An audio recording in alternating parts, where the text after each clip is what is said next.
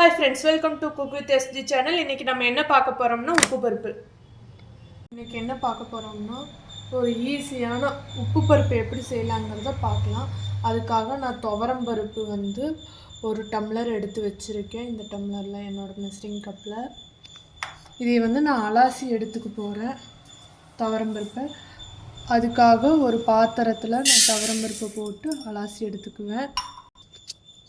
தாளிப்புக்கு நான் கடுகு 1 டீஸ்பூன், சீரகம் 1/2 டீஸ்பூன், 3 பூண்டு, வரமிளகா 2, கருவேப்பிலை கொஞ்சம் எடுத்துருக்கேன்.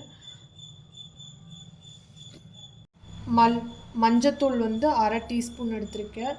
மிளகாய்த்தூள் நான் இந்த ஸ்பூனில் 2 ஸ்பூன் எடுத்திருக்கேன் டீஸ்பூனில். இப்போ துவரம் பருப்பை நல்லா வாஷ் பண்ணி எடுத்துக்கலாம். அடுத்து இப்போ அடுப்பு பற்ற வச்சுட்டு இப்போ நான் ஒரு பாத்திரத்தில் பருப்பு வேகிற அளவுக்கு தண்ணி பிடிச்சி வச்சுருக்கேன்.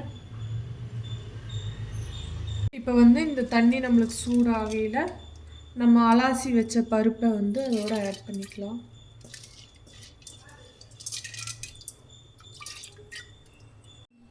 இப்போ இதோட நான் மஞ்சத்தூள் 1/2 டீஸ்பூன் எடுத்து வச்சதை ஆட் பண்ண போகிறேன். அடுத்து விளக்கெண்ணெய் ஒரு 4 ட்ராப் ஊற்றிட்டேன். இப்போ நம்மளுக்கு பருப்பு கொஞ்சம் வெந்து வந்துடட்டும். இப்போ நம்ம பருப்பு எந்த அளவுக்கு வெந்திருக்குங்கிறத பார்க்கலாம். இப்போ நம்மளுக்கு பருப்பு இந்த அளவுக்கு வெந்திருக்குது. இன்னும் கொஞ்சம் வெந்ததுக்கப்புறம் நம்ம உப்பு பருப்பு தாளிச்சிக்கலாம். இப்போ நம்மளுக்கு பருப்பு வெந்துருச்சு. பார்த்திங்கன்னா நல்லா தெரியும் பருப்பு எந்த அளவுக்கு நம்மளுக்கு வெந்து வந்துருச்சுன்னு. ரொம்ப வேக வச்சிடக்கூடாது. நம்மளுக்கு பருப்பு வெந்ததுக்கப்புறம் இந்த அளவுக்கு நம்மளுக்கு தண்ணி இருக்கணும். இப்போ பாருங்கள், தண்ணி கொஞ்சம் நம்மளுக்கு இருக்குது. இந்த தண்ணியோட தாளிப்பு கொடுத்துடலாம். இப்போ அடுத்து தாளிப்பு கொடுக்க போகிறேன். நான் கொஞ்சமாக எண்ணெய் ஊற்றிக்கிறேன். தாளிப்பு கலவா இந்த அளவுக்கு எண்ணெய் ஊற்றிருக்கேன். எண்ணெய் நம்மளுக்கு காஞ்சிக்கிட்டும். இப்போ நம்மளுக்கு எண்ணெய் காஞ்சிருச்சு. இதோட நம்ம கடுகு சீரகம் ஆட் பண்ண போகிறோம்.